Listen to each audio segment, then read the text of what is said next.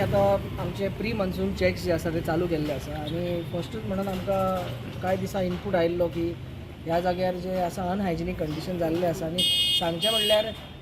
म्हाका दिसता जेन्ना हांव स्वता ह्या डिपार्टमेंटान जॉयन जाल्लो तेन्ना सावन आमी हांगा येत आसा ह्या जाग्यार आनी every time when we come we have found some of the other non compliance आनी हे फावटी अशेंच आमकां अनहायजिनीक कंडिशन मेळ्ळें आनी त्या कारणां खातीर आमी तांकां बंद दवरलें आनी we have strictly told them that at this time we will be filing a legal proceeding against them